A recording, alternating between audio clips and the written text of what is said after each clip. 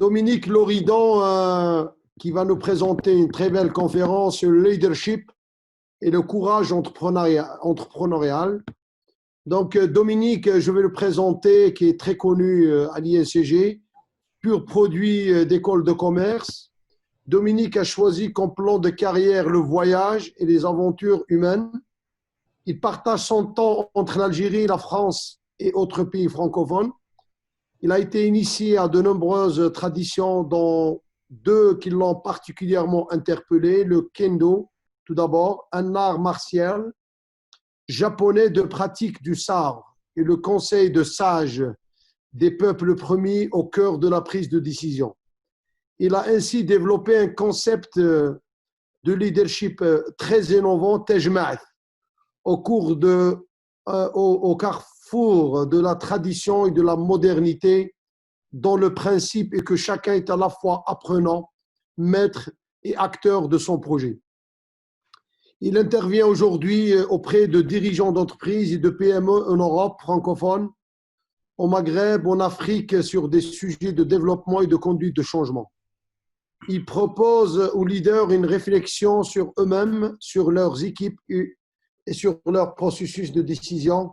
Expert le réseau GERM, APM, conférencier international à Kedge, Bordeaux, Paris. Il est aussi professeur permanent à l'INCG City Business School. Donc, تفضل Dominique, vas-y. Yes. صح عيدك Dominique. Yallah. Yallah. Bien. Avant de commencer, d'abord, je voudrais saluer tout le monde. Salut, c'est Dominique. Yes. الزول الشيخ المهدي. Je ne sais pas, il y a combien de personnes, a priori, qui nous regardent? On est environ une centaine, un peu plus, 115, 117, 118, 214, 480, 1200, 1800. Dès que j'arrive, ça y est, ça monte. Non, je plaisante. On va commencer cette conférence.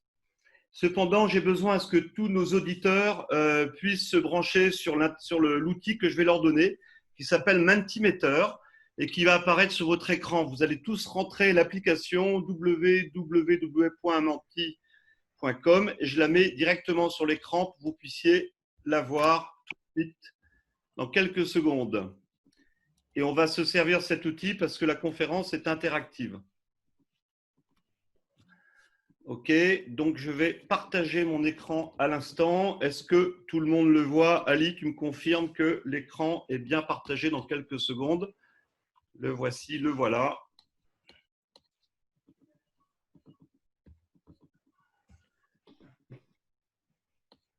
Ok, donc je vais demander à toutes les personnes qui sont actuellement en connexion, qui sont donc des entrepreneurs, de taper le www.mointi.com comme vous le voyez là-haut et entrer le code 260682.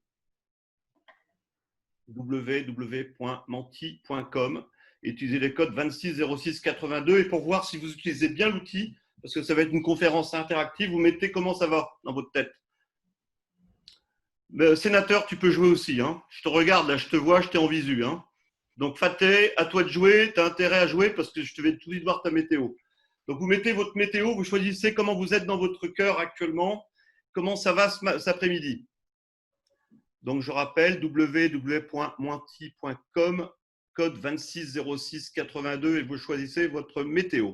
Actuellement, on se dirige sur cette conférence, ce forum entrepreneurial sur un grand beau temps.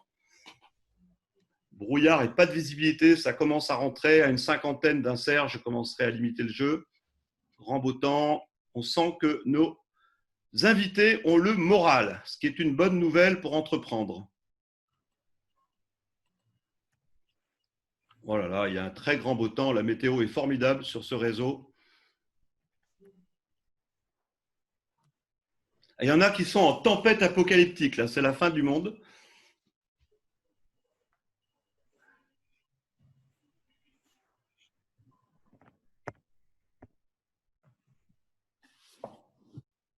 Ok, donc ça commence à monter, la météo. N'hésitez pas, environ une cinquantaine, une soixantaine de participations, on arrêtera là.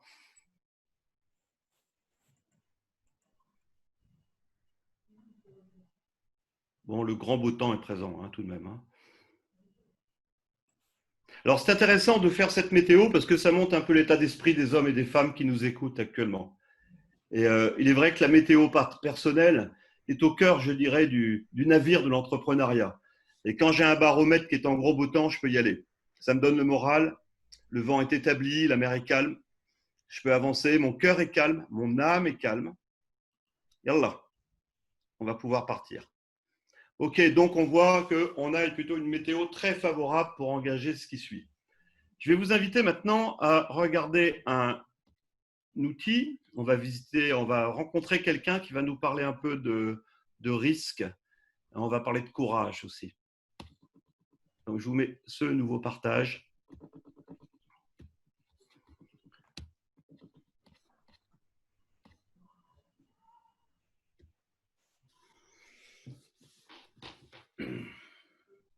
Ok, on y va. Voilà un petit film pour vous mettre en appétit.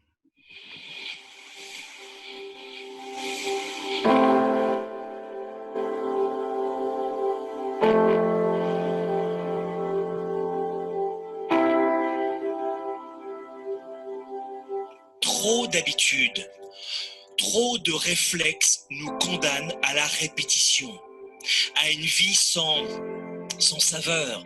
Nous parlons de l'un des plus grands fléaux psychologiques, source de frustration dans notre société. Je veux parler des 97% de la population qui ne parviennent pas à sortir régulièrement de leur zone de confort. Tendance à remettre au lendemain des décisions risquées qu'il faut prendre. Hésiter du matin au soir, reporter la faute sur les autres, oser prendre des risques. Connaissez-vous ce type de pensée qui traverse notre tête et qui nous dit que maintenant c'est un peu trop risqué, mais que dans quelques mois, dans quelques années, c'est sûr ce sera moins risqué. C'est sûr on sera un peu mieux préparé.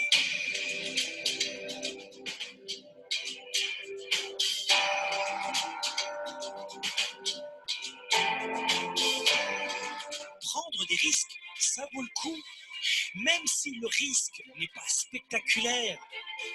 Déménager pour un meilleur emploi, développer une nouvelle idée, embaucher un nouveau collaborateur, se marier, s'engager et fonder une famille, avoir des enfants, se lancer tout simplement en affaires ou monter une entreprise à côté de son emploi.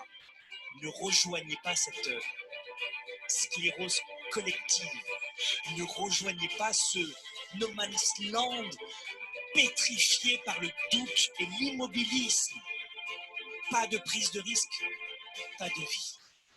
Pas de prise de risque, pas de progression. Leader et entrepreneur. Okay.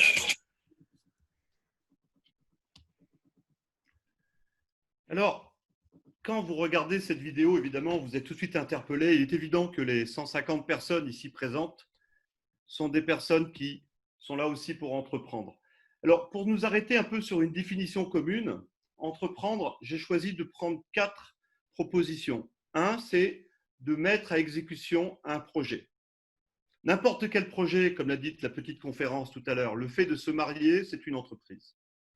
Le fait de choisir un mari, de choisir une femme, d'épouser les familles et à terme de construire un projet, d'élever des enfants, de leur permettre de faire des études, c'est en soi une entreprise.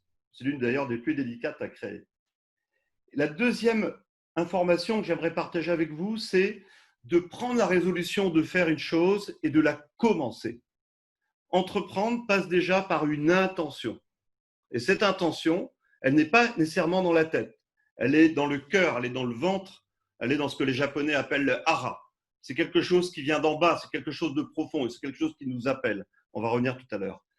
La troisième chose qui me paraît essentielle et qui va être au cœur de cette réflexion, qu'on va vivre ensemble, c'est s'engager à faire et à fournir. L'entrepreneuriat s'adresse à très peu de gens. Ne soyons pas dupes, quels que soient les moyens que l'on peut vous donner, l'entreprise, c'est avant tout un acte très engagé où on parlera de courage, puisque c'est le mot de mon propos, et surtout d'intégrité vis-à-vis de soi-même. Et le quatrième élément, je dirais, essentiel pour notre réflexion, c'est de convaincre et de persuader. Et en particulier en Algérie, que je connais bien, en face de nous, il y a, même si nous vivons des changements majeurs dans le monde, et en particulier en Algérie, il y a une immense inertie dans laquelle il s'agira de rentrer, il s'agira d'avancer, il s'agira de proposer et d'engager. Et c'est en ce sens-là où tout d'un coup, jeunes gens, jeunes femmes qui m'écoutez, parce que je crois que vous êtes nombreux étudiants, va s'inscrire notre réflexion maintenant. Alors, évidemment, la prise de risque, elle est énorme puisque je parle de changement de monde. Entreprendre dans le monde qui est le nôtre actuellement, moi je vous invite à regarder ce slide-là. Essayez de l'apprécier et de comprendre un peu ce qui est en train de se passer sur cette planète Terre, en Algérie comme ailleurs. Voilà, nous sommes au milieu. Nous sommes au passage du gué. Et il y a 3 possibilités en ce qui nous concerne. Soit on continue vers la guerre, et Dieu sait que l'Algérie en a souffert depuis des décennies, des siècles, le djihadisme. On se dirige vers le nationalisme. Vous avez vu tous ces dirigeants actuellement dans le monde. Je ne parlerai pas seulement de Trump, on peut parler aussi du Brésilien, on peut parler de différents et d'autres, qu'importe. Le nationalisme est de plus en plus présent. On peut arriver à un écologisme guerrier, un écologisme très engagé. Ça, c'est la guerre. On n'est pas loin non plus. La deuxième possibilité, c'est de continuer comme avant. Et là, effectivement, on peut continuer sur le financiarisme, le consumérisme. On continue à acheter des produits chinois qui ne fonctionnent pas. On se dirige vers l'étatisme. Nous connaissons bien ça en France, en Algérie aussi. Et puis nous, à l'INCG, et comme beaucoup de mes conférences le tiennent, il y a la possibilité de choisir la vie. Et la vie, les mots qui reviennent actuellement, c'est surtout repenser notre modèle intérieur, notre modèle de consommation, pour arriver à quelque chose de plus de proximité. On a un potentiel d'entrepreneuriat sur Sétif et sur la région Est qui est énorme. On n'a pas besoin de penser l'international tout de suite. La création, l'innovation n'est pas seulement une logique de mondialisation à terme, c'est de créer une entreprise qui a du sens dans ma région, dans ma proximité, avec des gens en qui j'ai confiance, avec des gens avec qui je vais communiquer, qui vont me comprendre, à qui je vais parler le Derja Sétifia, pourquoi pas. Allez, Malich, on peut aller à Constantine, Béjaïa, Malich. Mais ce qui est important, c'est d'être vraiment en réseau et de fonctionner dans une tribu. Et très sincèrement, quand je regarde ce slide-là, moi, j'ai toutes les raisons d'avoir peur. Et je me dis, et je croise beaucoup de gens, et même des entreprises déjà existantes qui sont en train de revoir business model. Merci Rani Colli de parler du modèle Canva, mais en l'occurrence, les business models sont en train de se changer actuellement à une vitesse incroyable. Autrement dit, les entrepreneurs d'aujourd'hui sont en train de revoir leur mode d'entreprendre. Et tout ça en quelques semaines. Merci le Corona. Merci le Corona. Et bien néanmoins, je trouve ça totalement effrayant. Donc, il y a 3 choses que j'aimerais partager avec vous dans l'instant. La première, c'est que entreprendre aujourd'hui, c'est se mobiliser et c'est s'engager. Ce n'est pas un truc de fils de famille, ce truc-là. J'allais dire, c'est un truc de guerrier et de guerrière. C'est un truc où il faut vraiment se lâcher. Il y a une notion presque sacrificielle dans l'entrepreneuriat. J'ai tout à l'heure avec un grand entrepreneur qui m'a dit « Dominique, qu'est-ce que tu vas leur dire aux gens ?» Moi, je leur ai dit « Toi, qu'est-ce que tu dirais si tu étais entrepreneur ?» Et moi, je dis déjà, il faut que j'aime profondément les gens avec qui je suis pour entreprendre. Parce que le moteur de l'entreprise, avant tout, c'est d'aimer les gens. C'est d'aimer ses proches. Je m'adresse à tous mes étudiants que j'ai eu en bachelor ou les MBA depuis quelques années à Sétif. Combien m'ont dit, mais mes parents, j'aimerais tellement les rendre heureux. Mes parents, c'est important. Et puis d'autres m'ont dit, moi, j'aimerais créer une entreprise parce que c'est le seul moyen que j'ai pour rendre heureux ma famille, mon mari, mon épouse et mes enfants à terme. C'est en entreprenant que je vais être un modèle pour eux. Et ce genre de témoignages apparaissent de plus en plus chez les jeunes. Donc la mobilisation avant tout, c'est capable de servir par amour quelque chose. On peut servir son pays aussi par amour. Donc l'entrepreneuriat, c'est quelque chose qui est dans les tripes, qui est dans le ventre. Ce n'est pas quelque chose d'opportuniste. Ce n'est pas quelque chose qui est matériel. L'argent, c'est le cadeau qui va arriver, Inch'Allah, après plusieurs années d'ailleurs pour certains d'entre nous. C'est avant tout une histoire d'amour. Donc je suis absolument engagé dans mon projet. La deuxième, c'est que l'entrepreneur moderne, par rapport à ce qu'on a vu tout à l'heure, c'est quelqu'un qui va prendre des décisions. Et c'est quelqu'un qui va prendre des risques, mais il est obligé de trancher.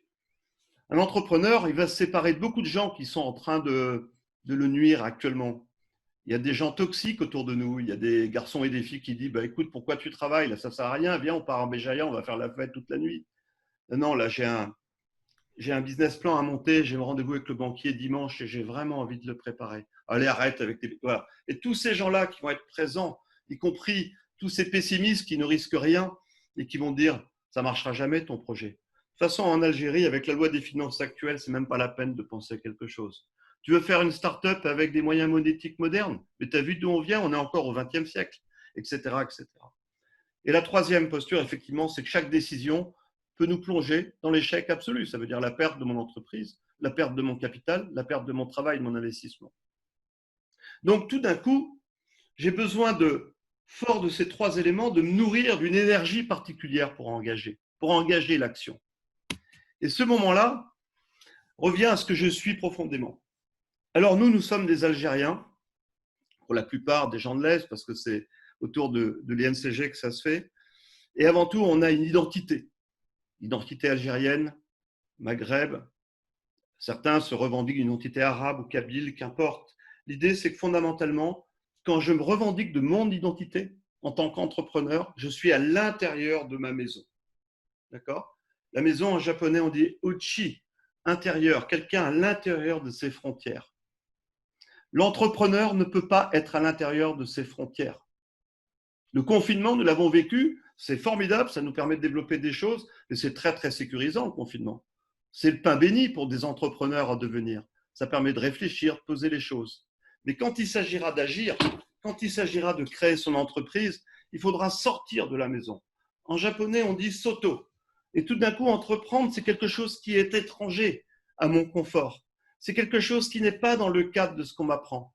Même si à l'NCG, on va vous nourrir, chers étudiantes et étudiants, de l'envie de créer une entreprise, de toute façon, quand vous serez sur le match, sur le terrain, en combat, oubliez les règles. Parce que le match, vous allez le découvrir avec des choses qui ne sont pas dans les rites, pas des choses qu'on nous apprend. Même dans ces conférences, n'oubliez pas, aussi formidables et aussi extraordinaires que sont les conférenciers, prenez que 80% de ce qu'ils vous racontent. Les 20%, ça vous appartient. Il y a 20% de conneries dans ce que je suis en train de vous dire. Il y a 20% de bêtises dans ce que vous diront tous les chirs et les magnifiques représentants de la connaissance ici. N'oubliez jamais ça. Parce qu'entreprendre, c'est une prise de risque. Ou si vous respectez les règles, si vous restez uchi, vous êtes mort. Dans le combat martial qui est au cœur de moi, ok, je pratique le kata, je pratique les règles, j'écoute les éminents professeurs, j'écoute M. Malek Guettal sur les cours de gestion, bien sûr. Mais à un moment, il faudra que je sois borderline. À un moment, il faut que je sorte de la règle. À un moment, il faudra aller dans le combat. Et tout d'un coup, celui qui s'auto, il sort des règles, il sort des rites. Les Japonais disent s'auto, c'est celui qui pratique la divination du soir. Tant mieux, on est nombreux croyants autour de nous. Inch'Allah. Parce que si je ne chalaise pas quelque part ma démarche d'entrepreneur, voilà, ça ne va pas marcher. Il y a un moment où il y a quelque chose d'absolument irrationnel dans le fait de créer, de réussir ou de ne pas réussir. Et cette partie de risque est extrêmement excitante. Mais il y a beaucoup de gens qui n'iront pas là-dedans. Et puis, il y a un troisième élément au cours de l'identité, c'est Mujo. Mujo, c'est l'impermanence des choses. Ça veut dire que tout est changement. Il y a 3 mois, qu'est-ce qu'il y avait prévu parmi les plus grands éminents experts? Il y en a eu quelques-uns qui ont dit qu'on aurait ce corona qui arrêterait le monde. Et c'est l'impermanence des choses qui est au cœur de l'entrepreneur. Je pense que ce que nous sommes en train de vivre actuellement est un cadeau magnifique de leçons pour entreprendre, justement, parce que rien n'est fixe. Tout est possible. Alors, je vous présente une personne que j'aime beaucoup pour parler de ce que c'est qu'entreprendre. C'est une jeune femme. Elle est kalouche, comme on dit chez nous en Algérie. C'est une kaloucha. Elle est musulmane. Son père est un grand calife, ancien moudjahidine. J'ai le plaisir de vous présenter mon épouse. Moi, je suis blanc, je suis chrétien, fils de général. Nos pères ont combattu entre eux. Nous avons entrepris de nous marier et de créer un foyer. J'ai pris la décision en tant que Français de vivre à Timimoun en acceptant les contraintes et les joies que m'apporte ce pays, Algérie. J'entreprends ma vie différemment et tous les gens à qui je dis que je vis actuellement en Algérie avec cette femme extraordinaire me disent « tu es fou ». Vous savez de quoi ils parlent, les Gaouris? Al-Qaïda. Surtout quand ils apprennent que la wilaya de Hadrar, c'est à côté du Mali. Ouh là là, mais tu es fou. Mais en l'occurrence, le cadeau que j'ai dans ma vie, au-delà de cette femme magnifique, c'est que j'ai fait des expériences inouïes. J'ai gagné de l'argent, j'en ai beaucoup perdu aussi en Algérie. Attention, quand vous investissez en Algérie, quand vous êtes étranger, il y a eu des interventions à ce sujet avec le ministre, soyez bien prudents. Soyez bien prudents et protégez bien vos savoirs et vos projets, car ça va très vite, les copier-coller. Hein. Alors, la deuxième chose qui est très importante dans cette notion d'entrepreneuriat, j'allais dire risqué, c'est la notion de créativité. La notion de créativité, c'est ce qui permet d'être autre chose que ce que veulent les autres pour moi. Parce qu'en l'occurrence, il y a beaucoup de shirs, beaucoup de shibani, beaucoup de sages qui vous diront c'est comme ça, va par-ci, va par-là, fais plutôt comme ci. Certes, il y a des bons conseillers, mais les conseillers ne sont pas toujours les payeurs. Donc à un moment, la créativité, c'est quelque chose qui va me permettre de me dépasser, de transformer, pourquoi pas, les idées des autres. On parlera beaucoup de benchmark pendant ces 4 jours. Et de transformer les contraintes en avantages. Le troisième élément nécessaire, évidemment, c'est les ressources. Alors autour de nous, il y a des gens extraordinaires. Vous n'imaginez pas en Algérie, moi je dis souvent l'Algérie, c'est une immense ralota avec au milieu des îles. Et sur chaque île, il y a des diamants. Et quand on regarde la diaspora algérienne qui est parmi nous, conférenciers aujourd'hui, vous vous rendez compte, ces beaux entrepreneurs et ces belles entrepreneurs qu'on a, les cadeaux, les diamants en Algérie qu'on a, mais c'est du diamant brut. On a de l'or dans ce pays. On a des gens extraordinaires. Et ce qui est intéressant, c'est quand vous sortez du système ralotaire du pays, les médias, ce que vous racontent, les machins, et tout, etc., et que vous allez voir la bonne personne au bon moment, mais vous ne vous rendez pas compte à quel point nous avons de la ressource, à quel point il y a de l'or dans ce pays. Et cet or-là, il est à côté de nous. Hamdoullah, depuis 18 ans que je vis en Algérie, je ne passe que d'îlot en îlot d'or.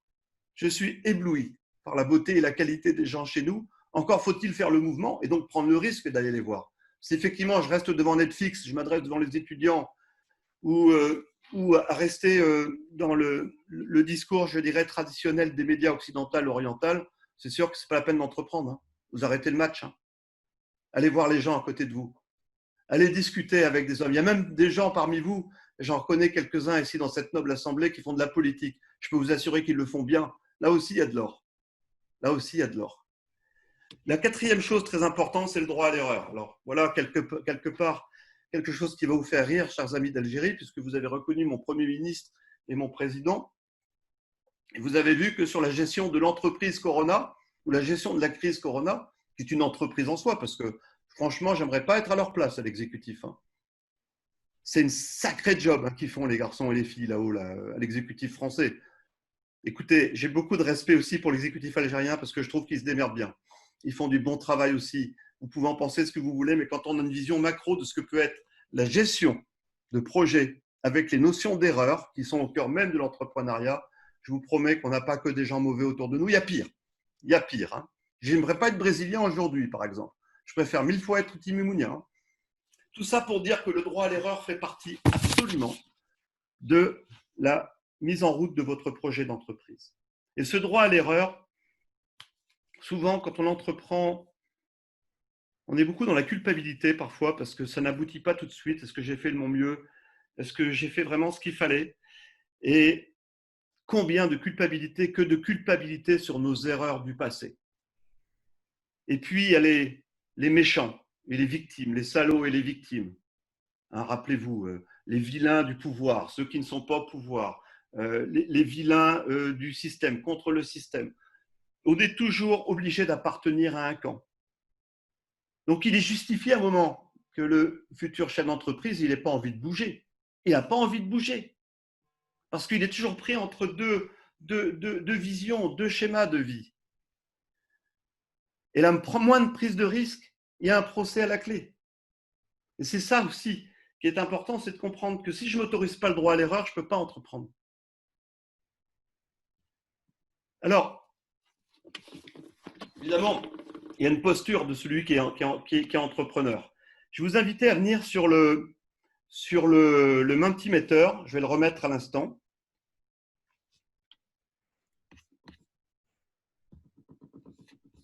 Et vous allez remplir la deuxième question. Est-ce que vous l'avez sous les yeux?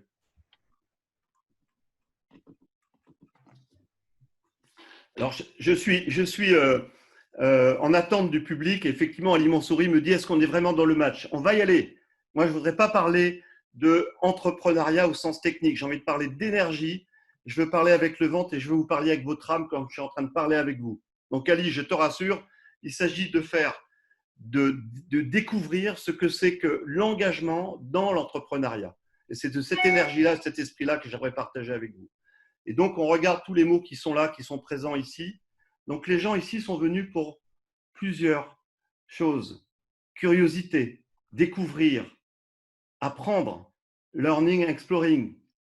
On est là aussi pour avoir de l'espoir, on est là pour partager, on est là pour étudier. Donc, on n'est pas là que pour apprendre qu'une technique. On est là, d'accord, pour aussi vivre ce que c'est que l'enthousiasme derrière l'entrepreneuriat. Maintenant, je vous pose une troisième question.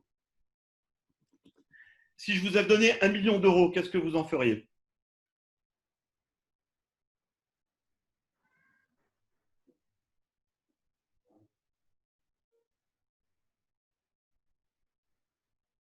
Et vous voyez qu'on a presque 60%, ou un peu moins peut-être, ou un peu plus, 80% des gens qui investiraient dans une entreprise. Et ça, c'est une super nouvelle. Dominique, C'est une je pense super juste nouvelle. dans ta présentation, on voit toujours le PowerPoint en fait. Ah, pardon. OK. Je remets le nouveau partage. C'est bon? Voilà, c'est plus intéressant. Merci Rani, tu as raison. Donc là, je montre le slide précédent sur les intentions des gens qui sont venus tout à l'heure.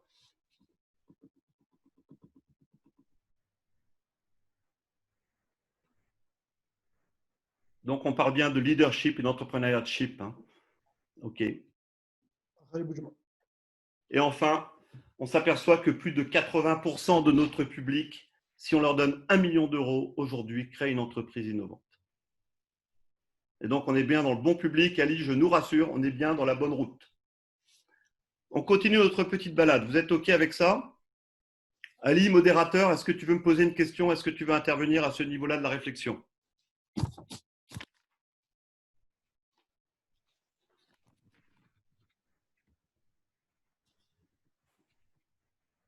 Alors, la question suivante que je me pose, moi, c'est à quoi ça sert l'entreprise? À quoi ça sert l'entreprise? Je vous remets tout de suite mon slide. Est-ce que vous l'avez bien sur l'écran? Oui. Le voilà.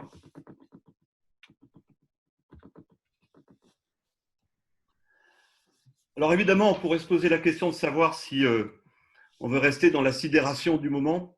Et je crois que le public qui est là n'en a pas besoin de ça. D'accord? Le temps du corona est passé, on est déjà en mode action en ce qui concerne nous à l'INCG et bien sûr pour la plupart du public qui nous suit. On sort de la sidération pour avancer. Alors à quoi ça sert une entreprise? La question à laquelle nous répondons dans les grandes écoles, c'est la première évidemment, c'est d'enrichir les actionnaires, fournir des emplois. On est acteur de la vie sociale d'un pays. On favorise l'épanouissement. On est dans du Maslow en fait. On est dans du Maslow classique et rien de nouveau à ce niveau-là. Mais pour ma part, l'innovation, la création, le leadership et le courage qui va être le nôtre, c'est peut-être de sortir de cette pyramide de Maslow pour accéder à quelque chose qui est au cœur de la transition qu'on a vu tout à l'heure. Vous vous rappelez le croisement entre on reste comme on a fait jusqu'à présent, soit on se dirige vers les jeux politiques et ça, il en exclut, en tout cas, ce n'est pas le propos de l'INCG, ou on se dirige vers la vie. Et l'idée, c'est que tout d'un coup, mon entreprise, l'entreprise que je veux créer, l'entrepreneur que je dois être, va avoir une capacité évolutive et tirer parti de tous les bouleversements qui sont les nôtres actuellement, que nous sommes en train de vivre. Et nous dirigeons vers un nouveau modèle d'entreprise. Et donc, quand je parle de leadership éclairé ou un entrepreneur éclairé, la question que je me pose et que je pose actuellement à mes clients dirigeants, c'est de dire mais pour quelle utilité? Économique, mais pourquoi faire? Pourquoi enrichir des actionnaires? Pourquoi fournir des emplois?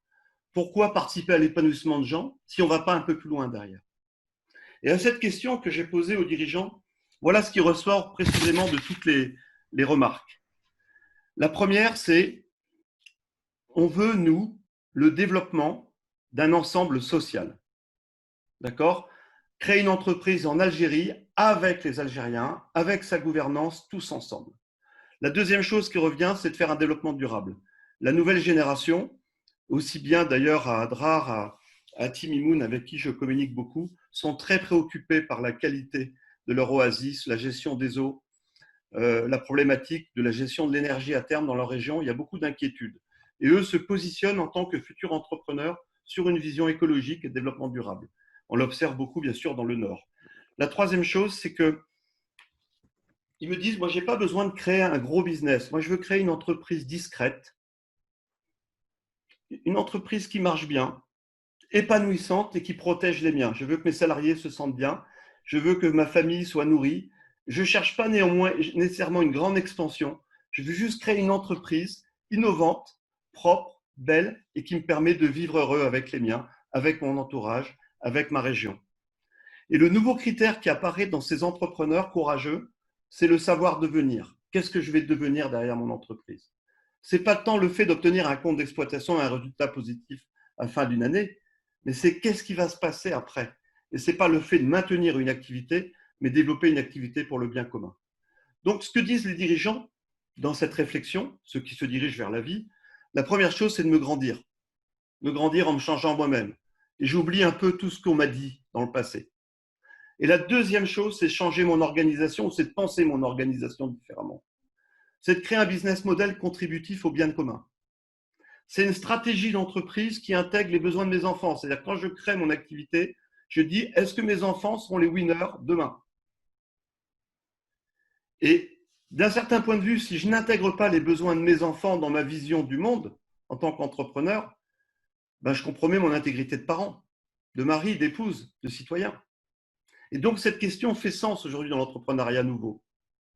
Et donc, en tant que dirigeant, en tant que futur entrepreneur, je vais chercher d'être au cœur de ce qui est utile et crucial pour ma vie, donc pour mon entreprise.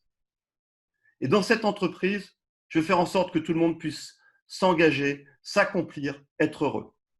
Et tout d'un coup, quand on parle de changement d'organisation, on crée un business model beaucoup plus enthousiasmant que le seul fait de créer un business model qui va créer l'argent. Bien sûr que je vais créer un business plan et un compte prévisionnel qui me permettra de créer cette richesse, mais la richesse pour faire autre chose. Et cette vision est au cœur actuellement de tout ce qu'on partage avec nos étudiants à Ketch, avec l'INCG, le message parle de plus en plus. Mais ce qui est génial, c'est qu'en France, il y a 400 000 entreprises actuellement qui sont dans ce mouvement. Il y a des groupements qui sont très importants, que je connais bien, comme le CJD, c'est-à-dire des jeunes dirigeants en France, APM, GERM, qui réunissent la plupart des grands dirigeants, les grands managers en France, sont déjà fondamentalement sur une recherche d'un nouveau business model. Alors, nous, en 2020, on se heurte à deux types d'entreprises, deux types de leadership, pardon. On a l'entrepreneur classique qui va être dans une logique rationnelle et dualiste. Ça, c'est bien, ça, c'est pas bien. Il faut faire comme ci, il ne faut pas faire comme ça. Et évidemment, dans cette approche dualiste, il y a la terre, c'est la souffrance, le paradis, c'est le royaume des béatitudes, les patrons, les ouvriers, d'accord, le peuple, ceux qui dirigent, la droite, la gauche, comme en France, il y a les blancs, les noirs, etc. On est dans cette logique toujours duelle. Et c'est le fondement de nos civilisations, en Orient comme en Occident, puisqu'on est une culture de religion monothéiste où la notion de bien et de mal est très présente. Dans le nouveau leader, toutes ces raisons-là sont réductrices et aveugles. C'est un peu ce que je souhaiterais partager, parce qu'il n'y a pas de dualité réelle, il y a une infinité de dualisme imaginaire. Quand on voit la façon dont la crise est gérée en Europe, en France, sur le problème du docteur Raoult ou non, est-ce qu'il a raison ou il n'a pas raison, on voit à quel point il y a une infinité de possibilités. Qui a raison, qui a tort? Et en France, dans une logique extrêmement rationnelle, on veut dire que l'autre, c'est le mot méchant et lui, c'est le gentil.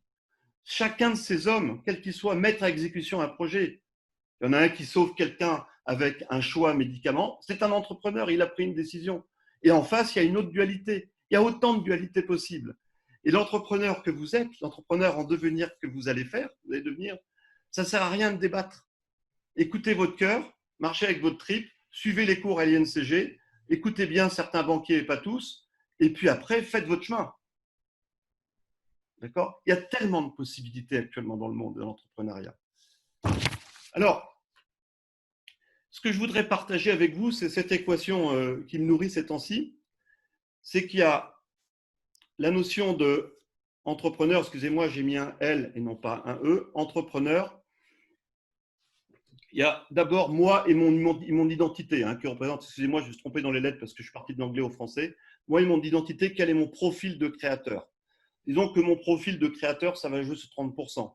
Je m'adresse à mes étudiants parce que vous connaissez bien les matrices jungiennes qu'on a vues entre les guerriers, les rois, les magiciens, les sorciers. Il y en a qui sont aussi des chevaliers servants. On a vu qu'on avait 4 types de catégories d'entrepreneurs. D'accord? Le guerrier n'est pas nécessairement le bon entrepreneur. Souvent, le guerrier peut être un barbare. Le roi peut être un tyran. Le magicien qui réfléchit avec des stratégies extrêmement compliquées peut devenir un sorcier et utiliser la magie noire pour réussir son entreprise. Et puis, celui qui est trop serviteur, qui est trop généreux, trop gentil avec ses clients, va perdre son entreprise. Autrement dit, on a une identité. Et tout d'un coup, il y a des circonstances. Certaines sont futiles, d'autres sont essentielles.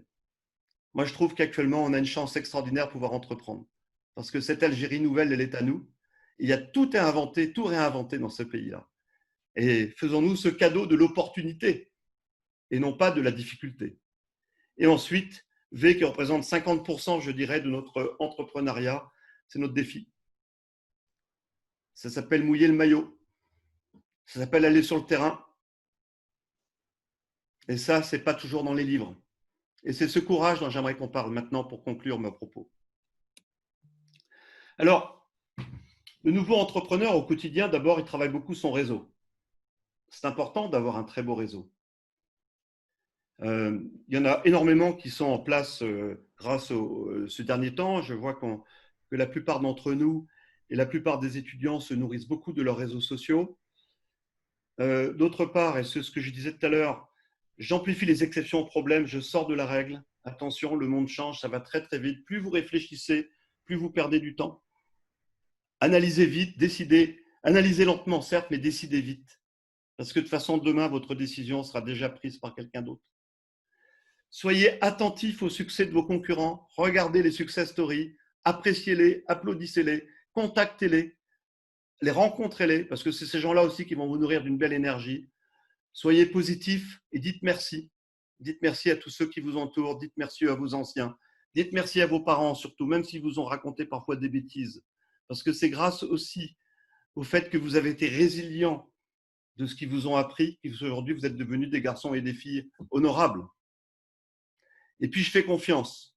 Je fais confiance à moi, mais je fais confiance aux autres aussi. Parce que plus j'ai confiance en autres, plus ça nourrit mon estime de moi. Si je me méfie trop des gens, c'est que je n'ai pas confiance en moi. Faites confiance aux gens et faites confiance au pays. Et arrêtez de juger les autres, les ceci, les biens, les politiques. C'est terminé ça. Faites confiance aux gens que vous sentez en valeur. Il y en a tellement autour de nous, comme je vous l'ai dit tout à l'heure. Alors, parlons un peu de courage maintenant, puisque mon propos est de parler de courage entrepreneurial. Il y a des défis, vous l'avez compris. Il y a un engagement qui est beaucoup plus dans le ventre que dans la tête. Et vous avez ici une femme qui, en posture de méditante, avec ses sabres. L'entrepreneur, c'est quelqu'un qui se pose un moment. Et en face de lui, il a ses armes. Ses armes, c'est ses compétences. Elles sont posées en face. La décision va se prendre dans ce moment de distance. Et pour revenir à la culture japonaise qui me passionne, dans la pratique martiale qui est la mienne, c'est que la distance précède toujours l'action. Donc dans ce monde, et là je vais essayer de vous embarquer tout à l'heure avec beaucoup d'enthousiasme, beaucoup d'énergie pour montrer les changements, montrer les opportunités, tout d'un coup, on va faire une pause. On va s'arrêter. En japonais, on dit Kanzen Ichinyo. Ça veut dire que la méditation, la prière, si vous préférez, pour parler à mes amis algériens, et le sabre ne font qu'un. Autrement dit, le zen et le sabre ne font qu'un. La paix et le combat ne font qu'un. En japonais, on appelle ça un koan. C'est un paradoxe. Et l'entrepreneur est en permanence dans ce qu'on appelle mojo, comme je l'ai dit tout à l'heure, l'impermanence des choses, entre l'action et la non-action. La distance pour mieux agir. Donc, quand on parle de courage, il faut toujours accepter de faire un pas de côté ou un pas de recul avant d'engager. Et le courage est gracieux sous la pression. Ok, on estime à peu près, pour répondre au slide précédent, qu'il y a 1% de la population française qui investirait dans une entreprise ou qui investirait dans l'entrepreneuriat si on leur donnait 1 million d'euros. Un Français sur 100, si on leur confie 1 million d'euros, entreprendrait. Intéressant de voir comment en France, on fustige le patronat et l'entrepreneuriat. 1% de Français avec 1 million d'euros investiraient dans une entreprise.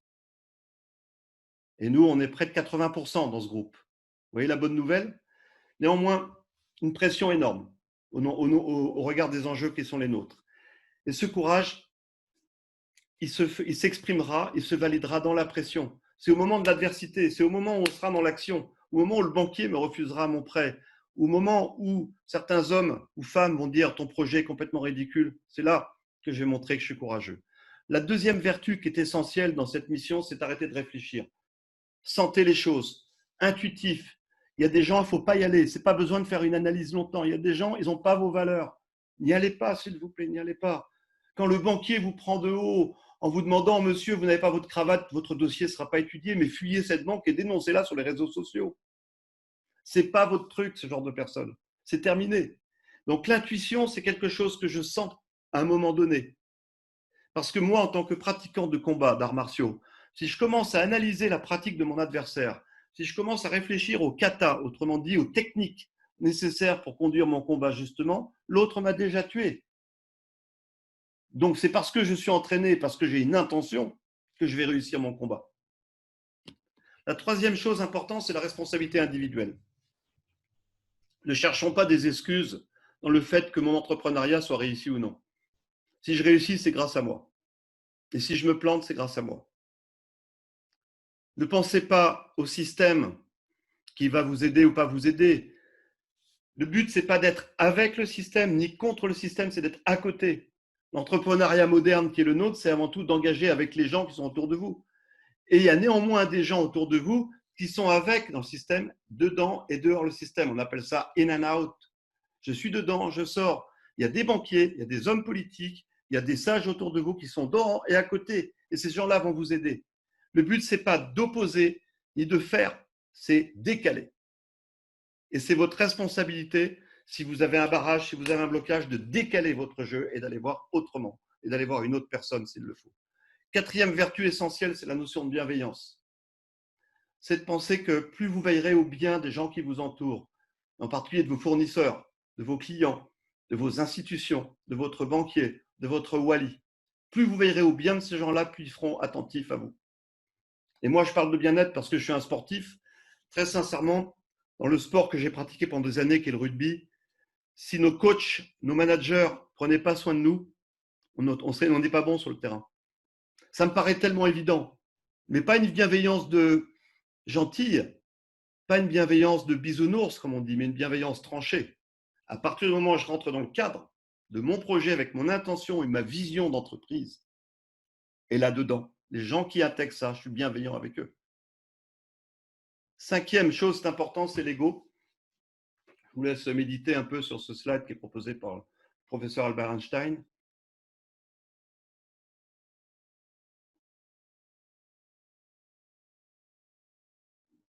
Donc en gros, quand vous entreprenez, taisez-vous, n'en parlez à personne. Sinon, ça va vous apporter le mauvais œil. Ce n'est pas moi qui l'ai dit, c'est l'islam. D'accord ? Si on veut la baraka, taisez-vous. Ne frimez pas, ne parlez pas. Un entrepreneur qui réussit, c'est un entrepreneur qui est humble.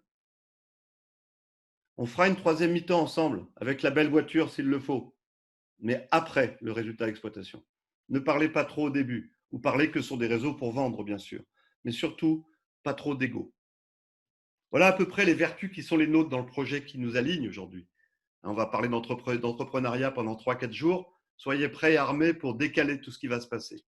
Alors, les 3 éléments qui sont à réunir quand on veut engager un projet, c'est toujours la même chose. D'abord, c'est l'énergie. L'énergie que j'ai, mon intention. L'intention en arabe, c'est taha. C'est dans le ventre, c'est en bas. D'accord ? C'est pas dans la tête. En japonais, on dit ki, kiai. En chinois, on dit Shi, Tai Chi, énergie du corps. Les Britanniques parlent de fight spirit. Les Canadiens, je ne sais pas ce qu'ils disent. En France, on parlera plutôt de volonté. Tu as la volonté ou tu n'as pas la volonté d'entreprendre? C'est là que ça commence. Je peux avoir la meilleure volonté du monde, la meilleure énergie du monde, à une seule condition, c'est que j'ai quand même des compétences métiers dans l'entreprise que je veux créer. J'ai des techniques, j'ai des savoir-faire, je connais les procédures, je sais comment obtenir un prêt bancaire, je sais comment obtenir un investissement industriel, je sais comment pouvoir exporter parce que je connais bien les rouages d'Algex. J'ai des connaissances, ça c'est le sabre. Le sabre, il est en avant. Mais si vous avez le sabre et que vous n'avez pas l'énergie, ça ne sert à rien d'avoir le sabre. Combien de fois, chers étudiants, je vous dis, ça ne sert à rien de venir à l'école si vous n'avez pas envie de venir à l'école. Vous l'aurez, votre diplôme. Le fait d'être présent déjà vous donne déjà une garantie d'avoir le minimum. Mais si vous n'avez pas la niaque, si vous n'avez pas l'envie, s'il n'y a pas cette énergie en vous rendant à vos cours, il est évident que cette connaissance ne servira pas à grand-chose. Et la troisième chose qui me paraît essentielle, c'est le corps, taille. Taille, c'est les moyens que vous allez mettre en œuvre. Entrepreneurs, entrepreneuses, j'allais vous dire, soyez en bonne santé. Prenez soin de vous, parce qu'on va avoir besoin, vous avez besoin de votre corps. Ce n'est pas des journées, parfois elles vont faire 15-16 heures pour certains. C'est là que ça va se passer. Donc, pas trop de sucre, faites du sport. Mais plus au-delà de ça, c'est l'organisation que vous allez mettre en œuvre. C'est quels sont les éléments physiques qui vont entourer votre projet d'entreprise. Quelles sont les institutions, les personnes, les fournisseurs qui vont être à côté de vous. Et tout ce corps-là, il s'agira bien de le gérer physiquement aussi. Il y a aussi la notion de look et votre image, chers étudiants. Faites la différence entre des bachelors 2 et des MBA en 5e année ou des bachelors 3. Regardez la différence de look. On voit aussi que l'entrepreneur, il grandit, il évolue. Les garçons et les filles se redressent. On s'habille autrement, on arrête de porter des coupes de footballeurs. On est beau et belle par rapport à nous-mêmes parce qu'on va conquérir un marché où il faut qu'on ait une vision belle, esthétique de nous-mêmes dans l'action. C'est ça l'entrepreneuriat aussi. Alors, effectivement, au Japon, on parle de homme accompli et vertu, parce que c'est au cœur de l'entrepreneuriat japonais. Donc, on dit Kikenta Ichi. Ça veut dire que l'entrepreneuriat, ça va être la réunion de 3 éléments. Un, c'est votre intention fondamentale. La deuxième, c'est vos compétences acquises ou encore en cours d'acquisition. Je rappelle que l'école INCG est là aussi pour nous aider, les gens qui nous entourent. Je dirais la troisième chose importante, c'est le corps. Et c'est la fonction matérielle qui travaille autour de l'Algérie. Et celle-là va vous aider. Et ne la jugez pas. Utilisez là où vous pouvez prendre des choses. Et la deuxième chose qui est importante au Japon, c'est l'enjeu de la vie en collectif. Et c'est ce qui rend aujourd'hui la richesse d'un entrepreneur moderne.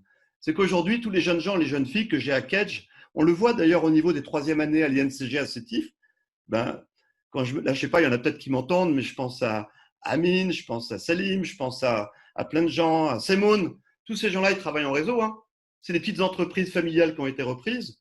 Ils ont innové parce que par le fait même de la posture de la réindustrialisation de l'Algérie, ils travaillent en collectif, ils se nourrissent entre eux, ils s'interpellent entre eux, ils s'envoient des réseaux et des clients. Et tout cet entrepreneuriat se vit en collectif, par l'amitié nourrie certes par l'école. Mais aujourd'hui, cet entrepreneuriat résonne.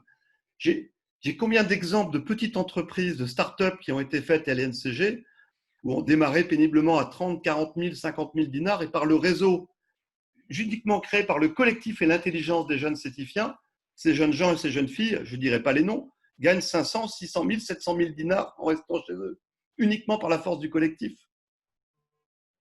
Voilà. Et tout ça, évidemment, c'est ce qui permet l'adaptation et la négociation à terme. C'est de vivre avec les autres en mettant de l'intention, de l'envie, des moyens et des compétences. Quand je n'ai pas les compétences, je vais les chercher à côté. Je suis incapable de faire un business plan. Excel, je ne le supporte pas. Il y a des dizaines de gens qui peuvent le faire autour de moi. Ce n'est pas ça entreprendre, ce n'est pas de maîtriser Excel, je vous rassure. Mais par contre, de trouver la personne qui maîtrise Excel, c'est ça votre compétence d'entrepreneur. Alors, je dirais qu'on est entouré de 4 types de personnes autour de nous. Je vérifie les horaires. Est-ce que je suis bien allié au niveau du temps? Oui, oui. Je ne suis pas obligé de le faire, il est 20h45. On a combien de temps encore? Il ne vous reste pas beaucoup, cher ami. Bon, alors tout ça pour dire, je ne vais pas revenir sur les différentes postures de leader, mais Mais il y a effectivement 4 leaders qu'on va avoir en Algérie autour de nous. Il y a ce qu'on appelle les acceptants. Bon, à mon avis, ceux-là, ils vont entreprendre dans le cadre de ce qu'on leur explique de faire. Ça ne va pas être très glorieux. Il y a les agissants.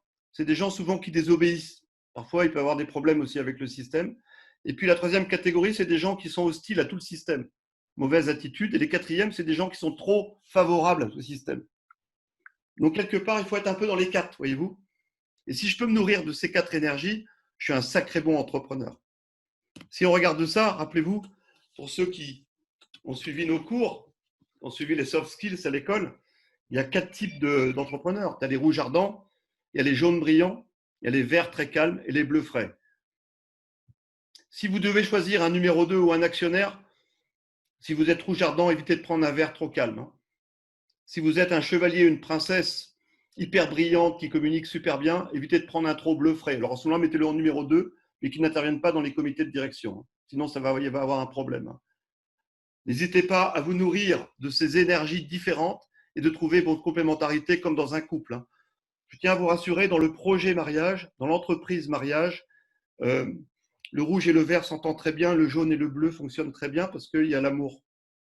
Et quand on est amoureux, ça fonctionne partout. Par contre, dans l'entreprise, quand vous rencontrerez un futur associé actionnaire, il s'agit de se faire respecter, pas de se faire aimer. C'est complètement différent. Donc, n'oubliez pas ça. Donc, ça fait partie des choses essentielles que vous aurez dans votre apprentissage si vous dirigez effectivement vers des études pour pousser votre engagement d'entrepreneur. Alors, pour conclure, vous voyez que la plupart des peuples que je rencontre, que je croise, qui eux aussi exécutent des projets. Ah, ce ne sont pas des projets à Elon Musk, hein. Ce n'est pas Tesla. Mais ce sont des femmes et des hommes qui s'engagent auprès de leur tribu pour créer des choses et créer des solutions. Eux, ils sont beaucoup plus tournés vers la vie. Eux, avant tout, c'est développement durable, c'est nourrir la tribu, c'est de régler les conflits, et c'est d'avancer avec noblesse et fierté. En bas à droite, vous avez les Shemba, tribu de Metlili. En Algérie, à gauche, c'est une Tajmaat en Kabylie. En haut à gauche, c'est une tribu Lakota Sioux. Et à droite, ce sont une tribu mélanésienne. Tous ces peuples sont assis à terre et discutent en rond. Et discutent autour du thé, autour du feu. Parce que le feu, c'est le seul lieu où on va pouvoir se réunir. Et ce moment est un moment magique dans toutes les histoires que je connais en Algérie, parce que c'est là que se sont faites les plus grandes entreprises sur Timimoun. C'est là qu'on a décidé de nettoyer les Fougaras ensemble. C'est là qu'on a permis de mettre en place l'usine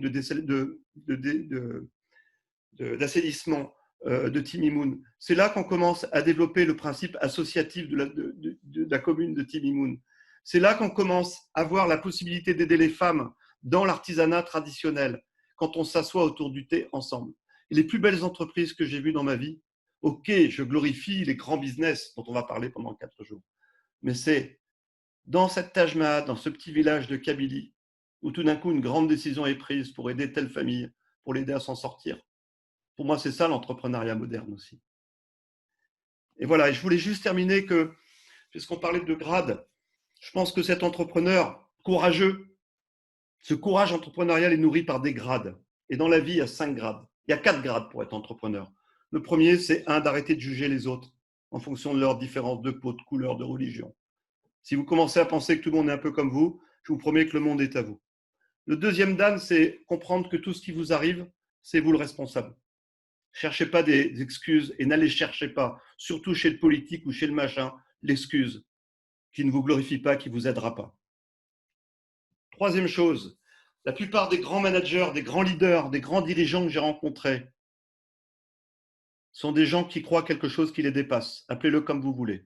Allah, esprit, conscience, Dieu, l'univers, mère nature. Mais je vous promets que tous les gens qui font des grands projets, ils sont connectés un peu là-haut.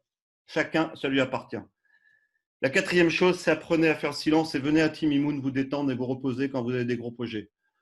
Posez-vous en face de chez Mazouz et regardez le coucher de soleil. C'est là que les plus grandes idées vont naître. Et goûtez le thé de Timimoun, ça vous fera du bien aussi. Il est un peu sucré pour certains, mais il monte longtemps et il descend dans le cœur. Voilà, à partir de là, on peut commencer à entreprendre. Mesdames, Messieurs, merci de m'avoir écouté.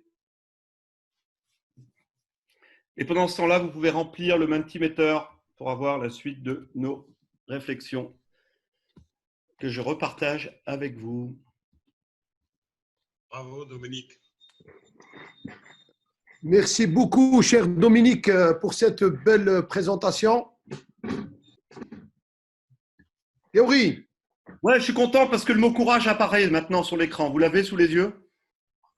courage, Courage, optimisme, motivation, volonté, leadership, leadership. Optimisme. Asma, sourire. Asma qui m'envoie un message personnel. Elle n'a pas le droit de faire ça. Sourire. Je n'ai pas compris bien. C'est vrai que j'ai parlé français. Malice, la prochaine fois, je le fais en derja sétifien. Wallah.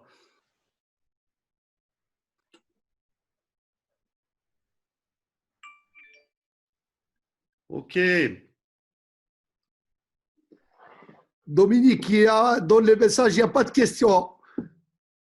Dominique.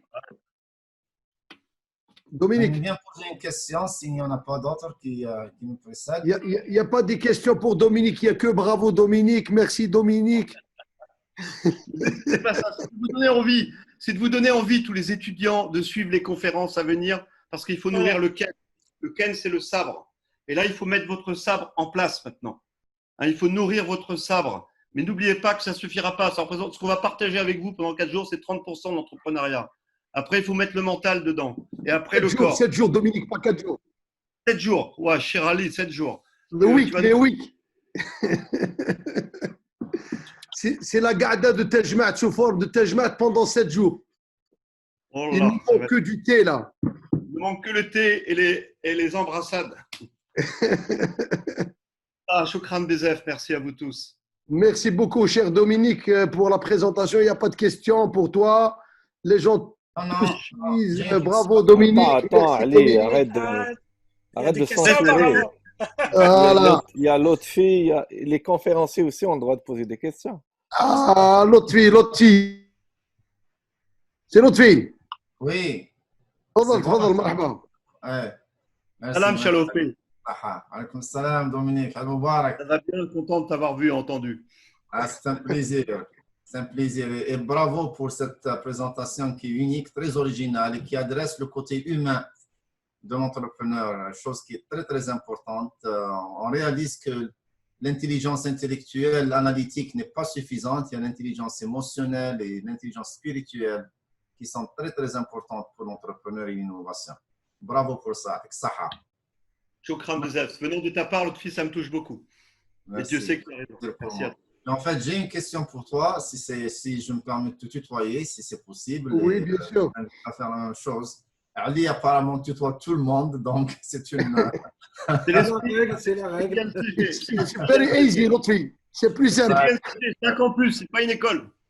Nous, à l'INCG, on est une seule famille là. On C'est peut un campus. tutoyer c'est pas de quelqu'un l'école. de petit mimoun. Les petits mimoniens n'acceptent pas le vouvoiement.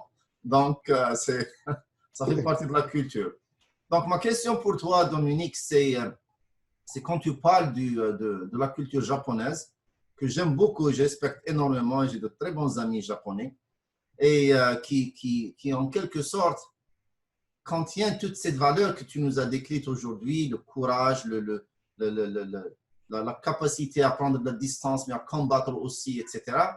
Mais qui malheureusement, depuis 1995, l'économie japonaise a relativement continué à commencer à faire marche arrière. Aujourd'hui, le Japon est en troisième position, même possiblement de passer à la 4e position.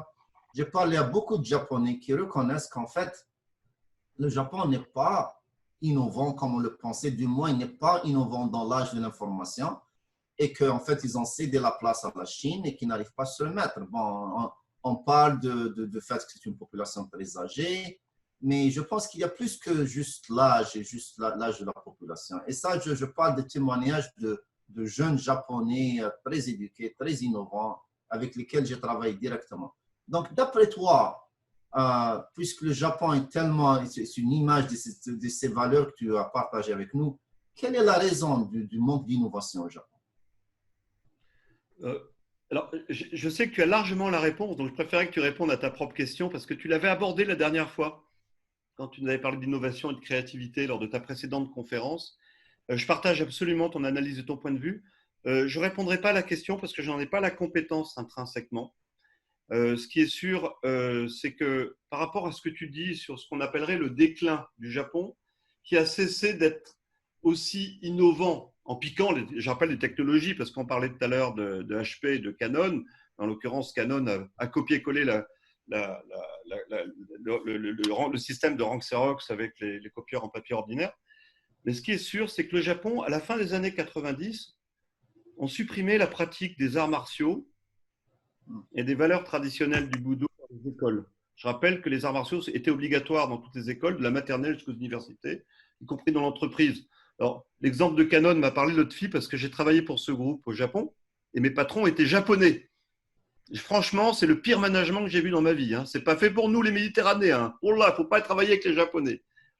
Et je peux t'assurer que le manque de créativité qu'est leur, parce que ce n'est pas des gens rigolos et ce n'est pas des gens créatifs, sauf s'ils ont 2 grammes d'alcool avec le saké, c'est le seul moment où ils rigolent.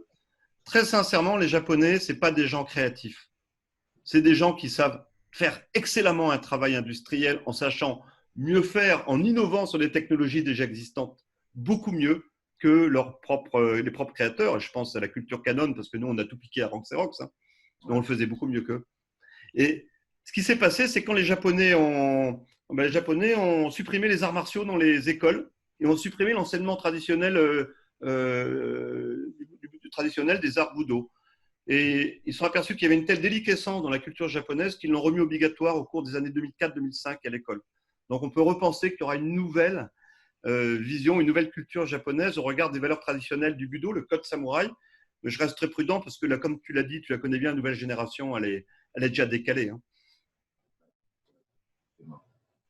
Merci. Merci Dominique. Rani, rapidement. Oui, Dominique, salam alaikum. Il nous reste 5 minutes. Mon frère.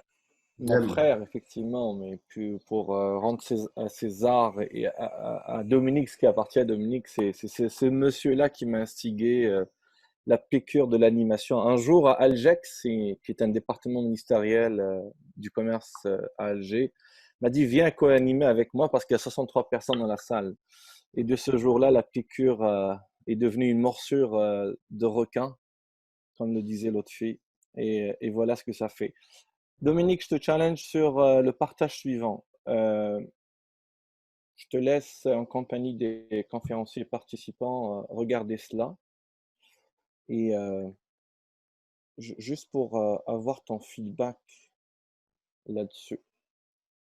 Donc, transformer les corps et comportements, transformer les systèmes et les milieux, transformer les relations et les cultures, transformer les mentalités et les cœurs, avec au-delà du capital financier que je décriais tout à l'heure, il y a plein d'autres capitaux tels que la santé, l'humain, le manufacturier, le naturel, le culturel et social évidemment, les connaissances, le psychologique et l'identitaire.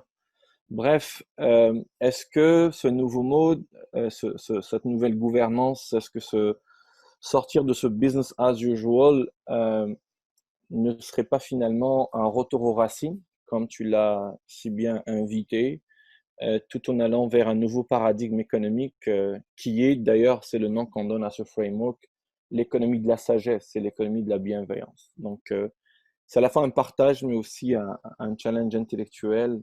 Qu'est-ce que ça t'inspire tout cela? Ça m'inspire que tu as super bien bossé et que tu vas beaucoup plus loin que le maître et que j'ai envie que tu me files ces slides et c'est quand ta conférence. Voilà, c'est tout ce que j'ai envie de te dire parce que, effectivement, quand on parle d'économie de la sagesse, ouais, je pense que la boucle revient à ça. Maintenant, le changement de monde n'est pas l'objet de ce débat. Merci, Rani, pour ta proposition. Ouais, je t'ai en plein dedans. En plus, c'est génial ce que tu fais parce que tu l'associes aux énergies, aux couleurs. C'est peut-être pas le sujet maintenant, mais Dieu sait qu'on est à une invitation, mon cher Ali, à un véritable changement dans ce monde et que je peux même imaginer que nos conférenciers, à certains moments, sont encore plus innovants que tu ne le crois, mon cher Ali, au regard de ce qu'ils t'ont présenté. Inch'Allah, en tout cas. Merci, Dom. Je t'embrasse. Merci, Rani. Dominique.